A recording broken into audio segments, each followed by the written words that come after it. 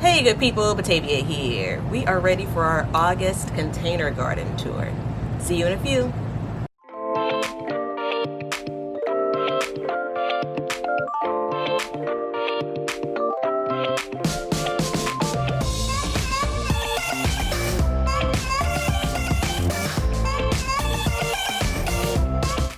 Okay, quick housekeeping items. Thank you to those who like, watch, subscribe, comment, and share Be Better Garden. We appreciate it. If you haven't subscribed already, consider it. There's a button below, and if you hit that notification bell, you'll be alerted each time I share more #GardenJoy. So this is a part of the Container Garden series. I'll put the playlist below, and then also I'll drop in the separate kind of tours I've done of the front yard garden over the course of these last few months, the backyard garden, and specifically the containers. So I'll leave those links if you're interested. I pulled all of my containers, almost all, onto the back deck because I'm actually going to be pulling some of these plants out, and I thought this was a really good time to kind of share where everything is as we're kind of nearing the end of the summer season and then starting to get into some of the fall plantings. I am going to separately show you potatoes, white potatoes, as well as sweet potatoes. Those containers are pretty big, so I didn't want to kind of haul them up. But yeah, let's dig in. So these are the sweet potato vines that are kind of crawling up this makeshift trellis and the fence. So this is what it looks like on the outside. I have some yellow leaves, which I'm trying not to be concerned about. I want to show you what it looks like on the inside with the bags.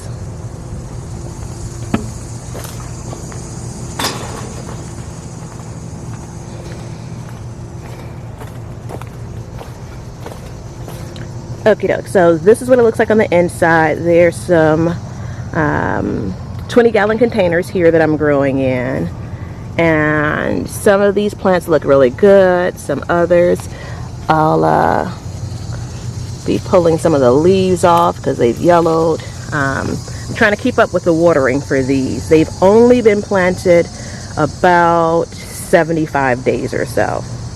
So I have I think they're like 8 or 9 plants in here. So we still have a ways to go with these. Alrighty, so these are my white potatoes.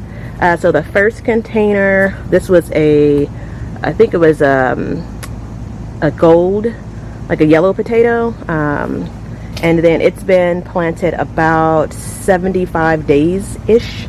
The other 2 right here are a red potato, red skin, and they've been planted about 100 days. And then these last 3 are like a russet potato, and they've been planted close to 120 days. So I actually see what looks like some new growth here. I've had trouble with Colorado potato beetles, so I haven't been able to really kind of observe the plants growing, flowering, and then dying back. But based on the time frame that these have been planted, I'm going to actually start digging this container up. You can see I've been putting my hand in there, and I've stopped watering for the last 10 days or so. So stay tuned. I'll do probably a separate short video for the potato harvest, and wish me luck because I'm anxious and I'm really hopeful.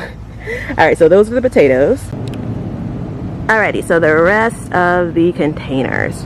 The squash is where we'll start. This is the original zucchini plant that I'm going to yank. I've had some squash vine borer damage.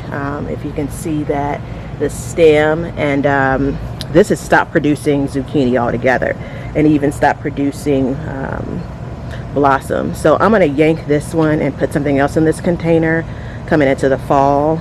I have a couple of other zucchini plants. This is one here in a really small kind of decorative pot that I've used previously for flowers, but when I lost one of my other zucchini plants that I had in a 5-gallon bucket, I thought I'm going to sow seeds one more time. And you can see I have a blossom there and a zucchini, so we're hopeful. But that's about 30-ish, 35 days old. I had 2 in that one container, and so I transplanted one of the plants to this 5-gallon bucket just to see, hey, how it goes. At this point, if I can get just a few more zucchini, I'll be okay for the season. Moving on to other squash. This is one of my yellow squash plants. So I had two. It was the same idea. I started them, direct sowed them into these black containers that I have. I really like them. And then when they both produced and both germinated well, I transplanted one of the plants into a 5-gallon bucket. That one was devastated by squash vine borer, so I lost that a couple of weeks ago. This one is producing pretty slowly, but you can see I do have yellow squash right there. But this requires quite a bit of watering, so not sure if I'll grow zucchini in this size container. This is one more squash plant. This was the white, I keep on forgetting the name of it, early scallop zucchini, not zucchini, early scallop squash. So it's produced a bunch of blossoms, but not so many squash. I'm actually going to go up. I'm going to fast forward here because I do want to show you what one of the squash looks like.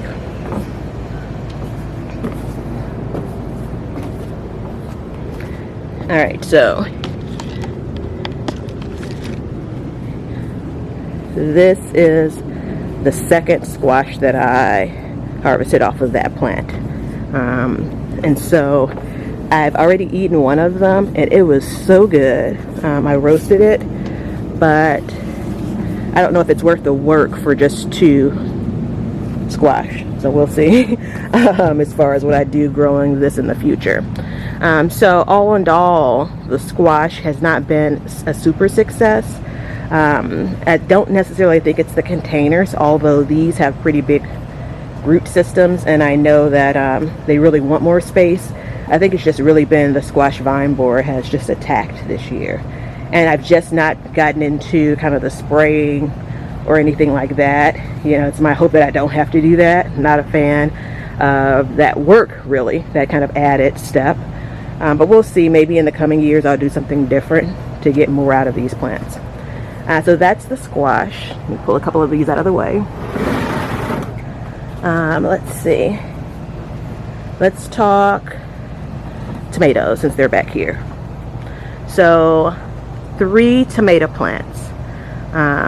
This is your sweet 100 or sweet cherry tomato, I think. So I have this planted in a container. It's sickly. It's on the last of its legs here, but it still has a bunch of cherry tomatoes, which I'll harvest.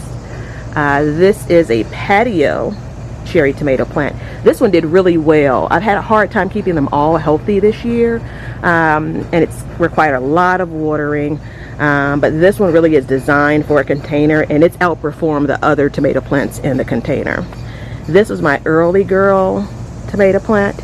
I had some blossom end rot originally, and you can see kind of a little bit of it here, but I've had far worse. And so I've read in one place it's calcium deficiency, which I treated based on that with lime injection of, when I say injection I mean just kind of a burst of calcium. And then I read in other places it's based on uneven watering. It could be either or both, but this plant has done a bit poor compared to the one that I have, the early girl I have in the cage baby that's planted in the ground. So I'm going to rethink tomatoes next year. One of the great benefits about planting them in containers has been, especially for these cherry tomatoes, that I can move it around to get to the fruit much easier. And the cage baby, based on the way my garden is set up, I only have access to one side really, so it's been hard to get to some of those tomatoes. So I think I'm still going to do maybe a plant or 2 next year in containers. I'm still just very curious about the success, you know, kind of in containers and for tomato plants. So stay tuned for that. We have, since we're here, I'm going to put the prize-winning lettuce shot in a picture and on screen. This lettuce is bolted. This was my heat-tolerant variety. I had Freckles lettuce here. Then I had, I think this was salad bowl. And then one more black-seeded Simpson, or maybe it's vice versa. But this lettuce, I ended up getting maybe about 6 weeks of lettuce during the summer, which was still very cool.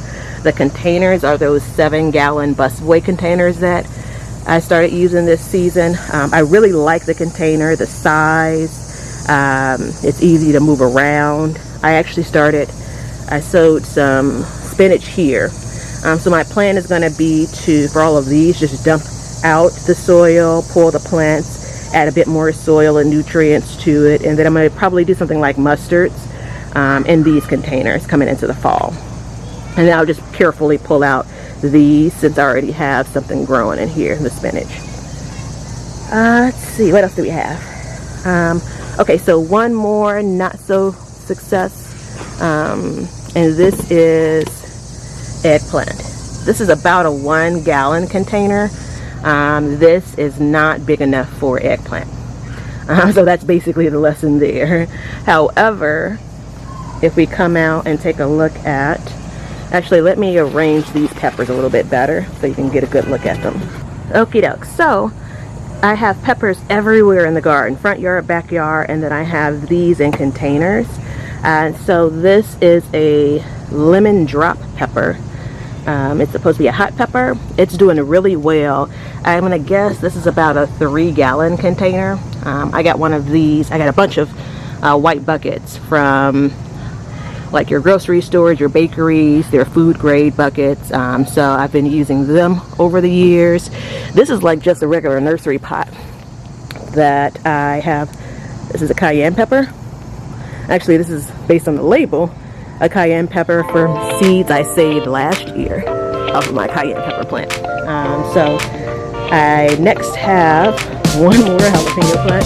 So you'll see this is again another nursery pot. And it has a bunch of peppers on it, and I just have it in this kind of cover pot there. And now this is the all-star of the peppers. This is a confetti pepper. These seeds were gifted to me. It has the variegated leaves, which are so pretty, and then these peppers turn different colors. So I have these someplace else in the garden in a raised bed. They haven't done as well. You can see I have probably more marigolds here than I do the confetti pepper, but this is kind of what it looks like first. You can see it's actually kind of striped there, and then it transitions to other colors. So really small snack size pepper, but very productive in these containers. So it actually says in the packaging it's recommended for containers. So I mean, I don't know if that really means planted in containers versus in a regular garden, but so far it's performed better in the containers. So definitely gonna grow this next year. Those are my peppers. I have one more thing to show.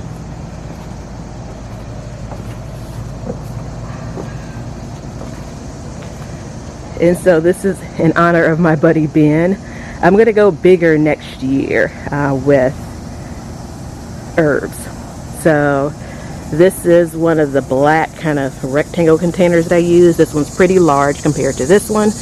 I normally get these from like your Home Depots and Lowe's. My parsley's doing really well. Cilantro, not so much, but doing okay. Let's see. Yeah, there's a little bit of cilantro there. This is the candy stevia, which I think it's still sweet. And then I have more candy stevia. This is sage that I need to get to drying. This is a random weed. And then down here I have my oregano and then thyme. Thanks so much for watching. Appreciate you spending some time with me. If you have any questions, suggestions, or comments, feel free to drop them below. I shall see you all on the next one.